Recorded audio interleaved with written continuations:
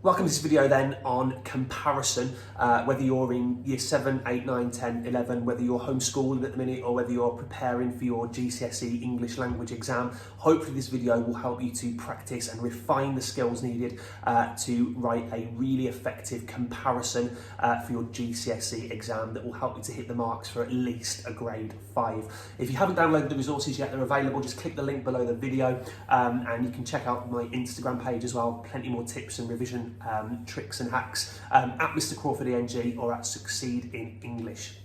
So a comparison question then will ask you to do the following. You'll be asked to compare perspectives. That means the points of view of two different people. You'll need to use evidence from both texts and explain the effect of a writer's methods. The mark scheme asks you to do these things. The first thing the mark scheme wants you to do is that comparison of perspectives. The second thing on the mark scheme is explain how methods are used, and often that's the one thing that a lot of students miss out. You must talk about the words or the language or the structural techniques that they're using to get that perspective across. You'll thirdly need to use evidence, and finally show that you've got a clear understanding of the different perspectives within the two texts that you're given. For this, we're using the two texts that we use for the synthesis video, where we summarise differences about childhood. An example question then for the comparison question might be this.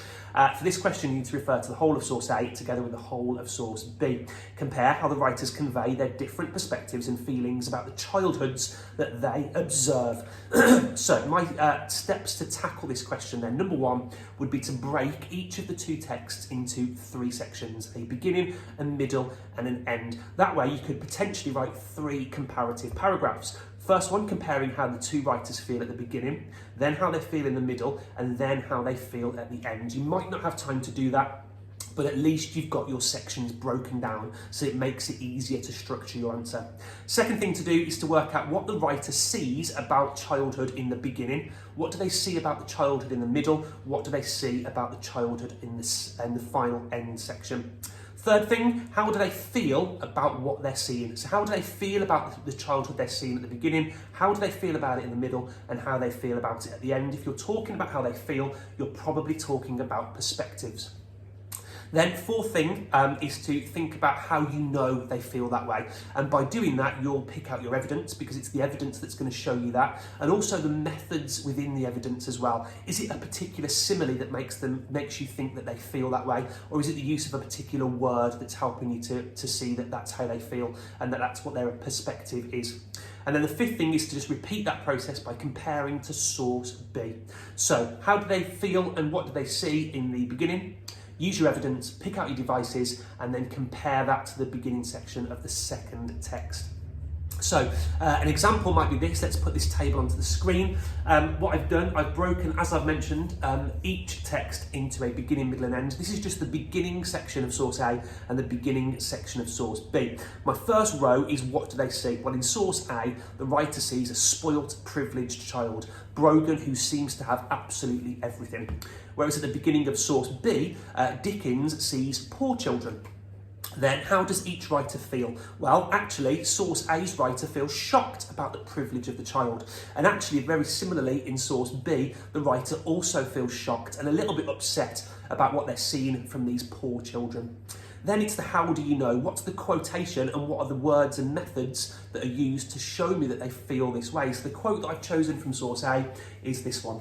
A Gucci bag lies tossed to one side, and is that the latest Louis Vuitton lurking beneath a sequined cushion? I think this quote is a really good one that shows that they see a spoilt child and they feel shocked about it. And I've colour-coded the methods there. There's a rhetorical question in that quote. There are some proper nouns like Gucci bag and Louis Vuitton. We've got some negative verbs such as tossed and lurking. And there's the superlative latest Louis Vuitton. Then, same for source B. The quote that shows me that these children are poor and that Dickens feels shocked would be this one. They are more used to kicks than kisses, to blows than fond embraces, to angry words and horrible oaths than the gentle voices of love and prayer. And I've identified that within this quote there is an oxymoron. There are some negative words such as kicks, blows, angry and horrible, and there's some alliteration in there, kicks and kisses. So remember that an analysis requires you to talk about why. If you're not saying why a technique has been used, then you are probably not analysing to the best of your ability. You'll know if you're analysing, and you'll know if you're talking about the why, because you'll have used words such as introduces or reinforces or develops or suggests. Let's see how this might look then as a paragraph. And you'll notice that I've still broken it down into sees, feels, and how you know. So, at the beginning of source A, the writer sees how spoilt Brogan is and how privileged her childhood has been. Weathers clearly feels shocked by what she sees. A Gucci bag lies tossed to one side, and is that the latest Louis Vuitton lurking beneath a sequined cushion? The use of the proper nouns such as Gucci and Louis Vuitton allow the reader to see the value of the items. The negative verb in tossed to one side emphasises how Brogan treats these expensive items, and the rhetorical question reinforces her disbelief that someone would treat such valuable items in such a dismissive way, as though they are simply toys.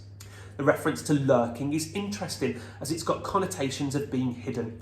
Does Brogan even remember that she owns this designer item? The writer is clearly shocked that rather than being looked after, they are discarded across the room.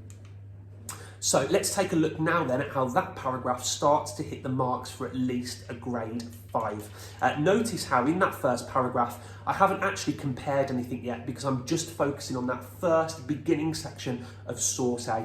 But you'll notice that in terms of the mark scheme, I've stuck to the focus of the question by talking about the childhood. You'll notice that I've used evidence, and actually that's as part of the sentence, and I've repeated the evidence a little bit later on as an embedded mini quote. You'll see that I've discussed language from the proper nouns. You'll also see that I've analysed the why element as well by using words such as emphasises and reinforces. So now let's compare the beginning section of source A that I've just written to the beginning section of source B. The writer of source B also observed childhood and sees children playing in a London playground. He too feels shocked by what he sees, but not because of how privileged the children are, but in contrast because of how poor and unloved they are. He says that these children are more used to kicks than kisses, to blows than fond embraces, to angry words and horrible oaths than gentle voices of love and prayer. The writer combines a triplet of oxymorons along with negative words to illustrate his shock and sadness. Phrases such as kicks than kisses highlight how unloved these children are in comparison to Brogan, and allows us to infer that their home life and childhood is unhappy. This is clear through the lexical choice of kicks, blows and angry, which all carry negative connotations of violence and neglect. Interestingly, in addition to his shock and sadness, there's almost a sense of relief that at least these children can escape their trauma, if only for a short time, at the playground. So let's now see how that starts to hit the marks as well. And you'll notice that in this paragraph, I have now used comparative words because I have to show that I'm comparing. And because I've now brought source B in, that makes it much more straightforward. So you can see from the purple arrows there, words like also and other phrases in there that show the comparison, similarly to Brogan, in contrast, are in there to show that I'm comparing. You've also got evidence in there, and I've talked about language in the sense of the oxymorons and the negative word choices, and I've analysed the why element as well by using those why words like illustrate, for example. So what I would do now is try creating your own comparison paragraph. Perhaps use the middle section of each source or the end section of each source and form a paragraph in the same way that I've done, making sure that when you move on to source B, you use those comparative connectives as well. And remember to focus on what each writer sees and feels about the childhood that they're observing. Laters.